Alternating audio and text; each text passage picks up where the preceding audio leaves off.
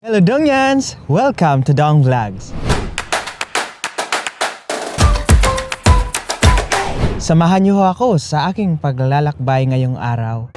Hi guys, dito po tayo ngayon sa Bonhoeffer Bahnhof. Bali, magpunta po tayo sa Cologne. Yung Cologne is isa yan sa famous dito sa Germany. Magpunta po tayo doon dahil nandoon si Kenika. Ayan. So kanina pa siya doon. Siguro mga alas 8 nandoon na siya. So tayo ay galing po tayo sa trabaho. May nag-overtime po tayo tapos meron pa po tayong ibang sideline kaya po late po tayo na makapunta sa kanya.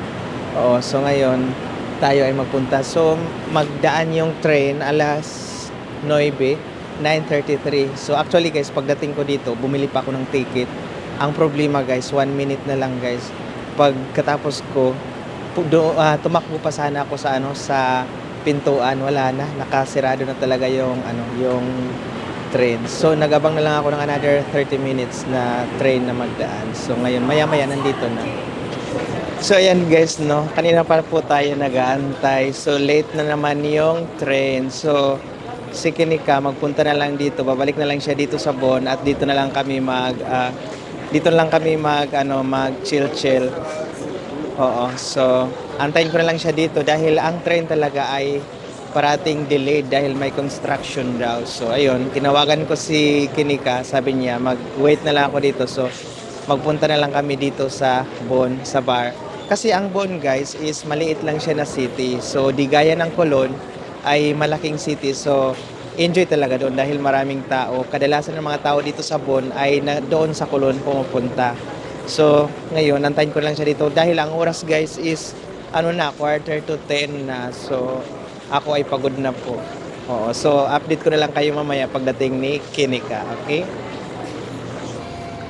So, ayan guys, dito na sila Kinika, kasama daw si Ate Jen. So, sunduin na natin sa Hauptbahnhof. So, ito guys. Yan. Kararating lang nila.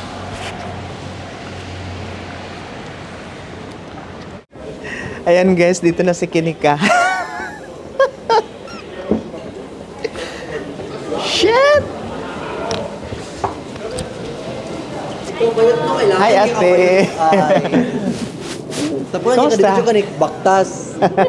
Ang bulls ba? Ay, sorry. Kamusta? Let's go. Asa ka ng dinner? Ito sa laki. Doon sa sa Sino ko stat. mo yung gikuan ay kay choreography kini mo pa nga para maka. Dili. Ay. Hello. Edit sana. I-cut na lang to na ako. Ay, kinsa? Sino kausap mo? Ang camera o siya? Siya. Siya pala. Have a good night. Madugay pa ba ni? Hello. Gabi-gabi na po. Sorry, medyo dark siya. Oo. Pero maganda ka pa rin. Ay, pero thank you. Pero nakita na kami ni Dong. Kumusta ang Cologne? Takbo kami, oy. Gabi takbo namin, oy, mga... Grabe talaga, 100 meters sprint Pero talaga okay, ang takbo. hindi ka man naka-high heel, okay lang.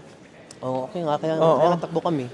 Kasi kung naka-heels ako, Oh, Diyos ko, kawawa ka. kahit pa 3 hours na maghintay bakla, kailangan ako mag-relax. Hindi pwede magtakbo ng... Okay. Yun na nga guys, late yung sinakyan ko kasi Siya ang hinintay namin, Diyos siya ko, ang late Lord, na 2 hours. Oo. Tapos ang sabi ni Kinika na 8:30 daw kami magkita. So 8:30 nandun na pala siya sa Cologne. Ako po pala ako sa bahay. So wala. O kaya nga, sabi ko sa kanya, Ay.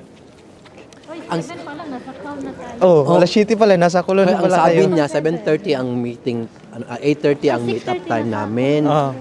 Kasi until 7 yung work niya. So 8:30, enough time for him to Oh. go home, travel, prepare, and travel to Cologne. Oh, nag-make up pa ako. Ang problema, Tapos umulan, guys.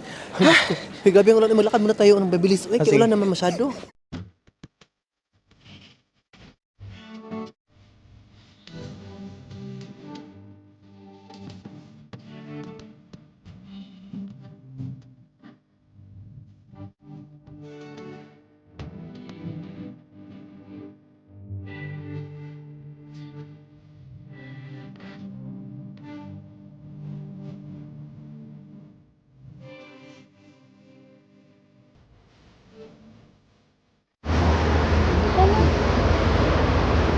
Ayan guys, pauwi na po kami ng bahay. Kasama ko si Sheila, bagong kaibigan.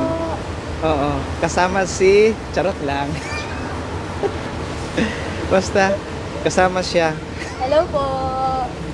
Welcome Oo, to... galing kami sa ano. Saan na tayo? Saan na tayo, Diyos? Galing kami Denver. sa city. So si Kinika, umuwi na ng bahay. Oo, so ngayon, first time mo, ay, hindi pala. Hindi po. Second time. Anok Miss Fertis.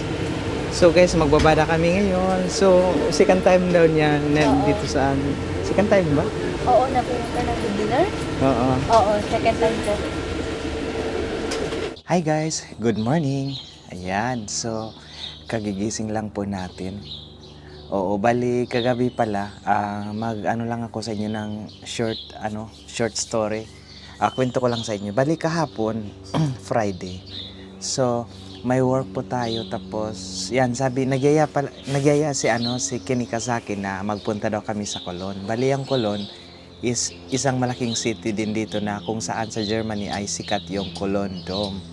Oo, yung cathedral na sabi ni Kinika maggala daw kami doon, magpunta. Tapos yun ang nangyari guys. Yung after ko ng work, umulan. Oo, pero umalis pa din ako. Alas 8 quarter to 9 na pala umalis ako. Hindi ko alam na yung train pala na sasakyan ko papunta sa Cologne is dito sa area namin wala na kasi may construction pala. May kino-construct dito. So ang nangyari, sumakay pa ako ng bus papunta sa city ng Bonn. Doon ako sumakay. Oo. So tapos dalawang beses delayed or dalawang beses late yung train.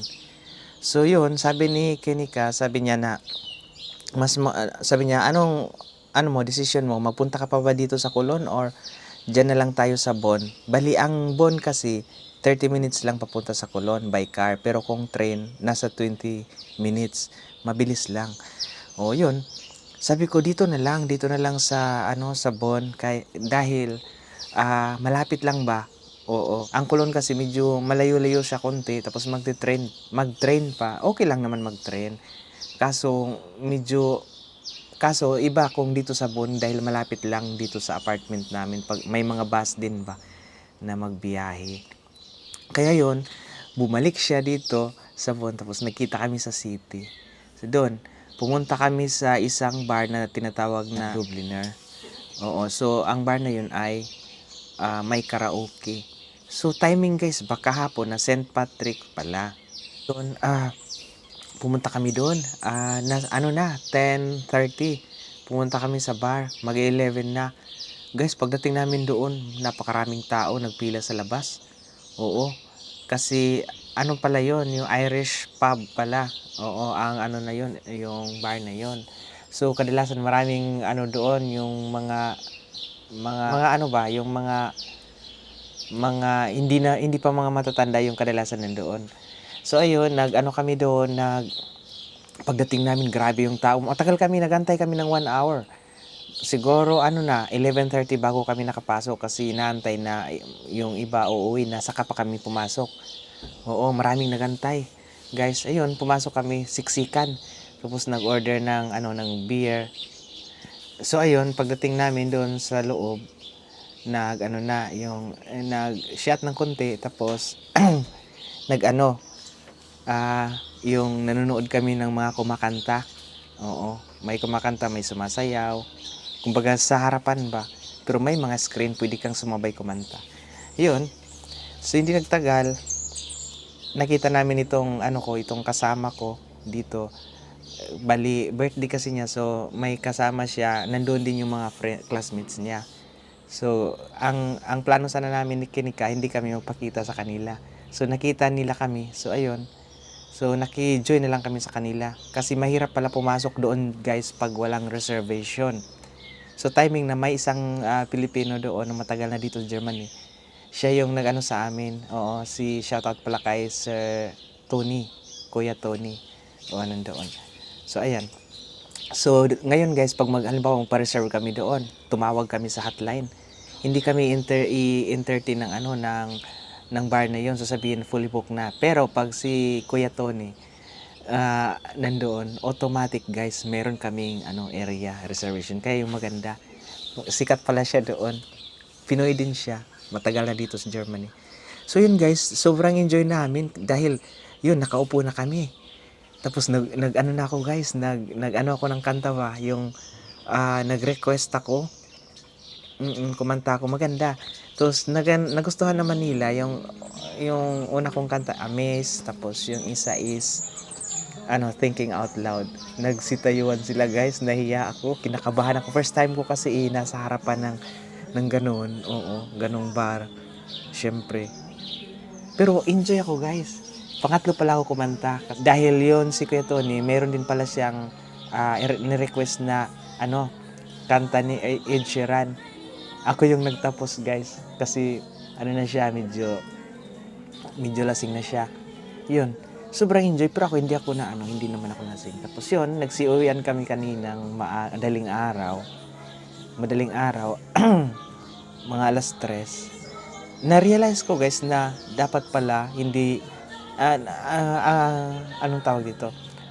Bali, alam nyo, ang gusto ko lang sabihin, yung na-realize ko ba na dapat pala hindi lang parati tayong trabaho, tulong sa iba, ganun. Dapat pala din minsan yung sarili pala natin i-enjoy natin. Yung ganun, yung mag-relax lang, magpunta doon, yung chill lang. Hindi lang mapakalasing, yung maging masaya. Dahil nga ika nga nila, hindi natin alam, baka mamaya or bukas wala na tayo. Hindi natin na-enjoy yung sarili natin. Yun yung punto doon. Kaya pala dapat mag-enjoy tayo, guys. Oo. Maganda talaga, masaya tayo parati. So, ayun na nga guys, yun. So, ngayong araw, Sabado pala. Oo, akala ko guys, magpunta sila Marvin.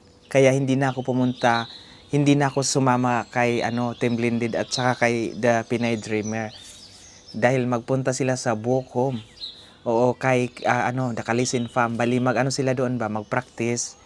So actually, sama sana ako. Ang problema guys, akala ko magpunta sila Marvin. Kaso nagkasakit yung papa, si Mario, nag-crank, may sipon yata.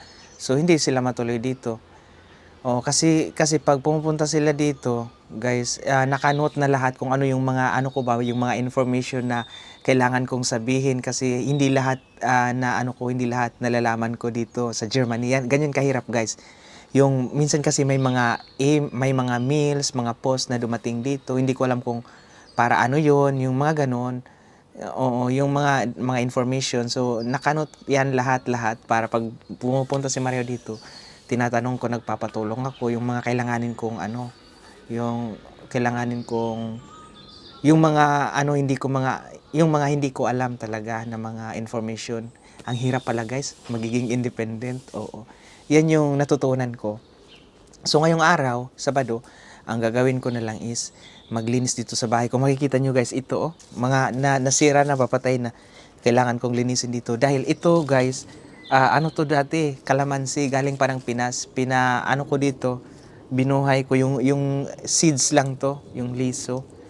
Tapos ngayon guys, namatay dahil yung umuwi ako ng Pinas. Hindi to nakaviran itong mga mga kalamansi. So namatay siya guys. Oo, kawawa naman. So, ayun, wala na akong dito. So, maglilinis naman ako dito at saka sa loob at saka sa kwarto ni Ate Faye. Dahil yung kasama ko, doon na siya matutulog. Sa ngayon kasi nasa sofa siya dito. So, dalawa na lang kami dito. Kailangan ko talagang, marami akong gagawin ngayong araw, guys. So, ayun lang, guys. Maraming salamat po sa inyong panunood kay Dong ngayong araw. So, yun lang yung maihatid ko na balita sa inyo. Wala pa masyado akong vlog guys. Grabe, sobrang busy ko sa trabaho. Oo. So ipasilip ko sa inyo yung kwarto guys, no? Yung kwarto ni Ate Faye yung kwarto ni Ate Faye na kwarto dati ni Marvin. Oo, ipasilip ko sa inyo. Mukhang hindi pa ninyo nasilip masyado. Pero sa panahon ni Loy noon, nakikita nyo, pero hindi masyado. Ngayon, pakita ko sa inyo dahil walang laman sa loob. Oo, tara. So ayan guys. So dito po tayo ngayon sa loob ng kwarto. Ito po yung kwarto na ngayon na kung saan nakatira dati si Marvin. Oo. At saka si Loy. Tapos si Ate Fe. So ngayon ay iba na naman yung titira. Oy, may ano pala kami dito. Family picture. Yan. May mga frame, mga ano pa si Marvin dito ba, oh? Yan. So, ito sa baba, guys, ito yung ano, yung complete window niya. Glass talaga. So, ito yung heater dito. Yan, heater. So, yan sa baba, guys, yan yung entrance namin ng daan. Sa baba, entrance papasok. So, dito noon, nagtatanim ako noon ng eggplant. May tao. Baka sabihin, binibidyo natin. Noon, nagtanim ako dito ng eggplant, guys. Yung talong at saka ampalaya. Pero nilagay ko sa ano, dyan sa may path. Hindi ko inano talaga sa may, ano, kasi, ano lang yan. Ang tawag doon, ang mga bato na yan ay kapatong lang yan. So, dyan ko nilagay noon ang mga talong. Yung dalawang ano yan. Malalaking lagayan. Oo. So, ito noon yung kwarto ni Marvin. Ang laki, guys. Meron pang mga sticker. So hindi na yan tatanggalin. So ayan. 'Di ba? Oh. May mga planet. Parang bata ang titira na naman ito. Hindi na namin tinanggal kasi mahirap na siyang tanggalin. Memories na din ni Marvin pag magpunta siya dito. Yan, actually guys, malaki ang kwarto na to, guys. So may malaking cabinet. So itong sa kabila, kasama ko, itong sa kabila sa akin kasi malaki to. Lalagyan namin ng damit. So, may mga damit pa ako dito. So, dito is yung mga nakahanger lahat. Tapos dito, ang ilagay is yung luggage or something na mga gamit na kailangan itago dito. Tapos dito yung mga itutupi dito sa taas. Oo, malaki to, guys. Oo. So, yun lang.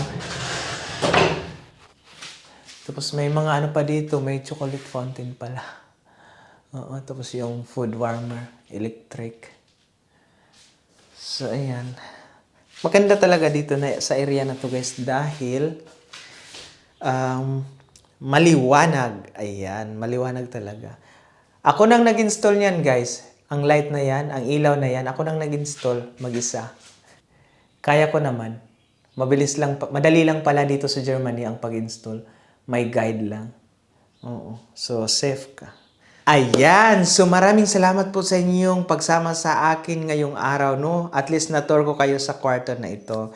Oo. Hindi ko po muna ipakita sa inyo ang lahat-lahat, ang kabuuan ng aming apartment dahil makalat pa, guys. Mag-arrange na naman kami. Kailangan ko na naman ng panibagong bed dahil nga malaki yung bed dyan. Oo. So, kailangan ko ng yung ano lang, king size lang. Ay, queen size ba yun? Yung dalawa lang. Oo. Yan kasi napakalaki yan. Oo. So, ayun. Sana nasa mabuti kayong kalagayan. Kung nasaan man kayo, ingat po kayo parati, no? Ayan. So dito na po magtatapos ang ating vlog ngayong araw. Hanggang sa muli, ito pa rin ang Dong Vlogs. Bye-bye! Ingat!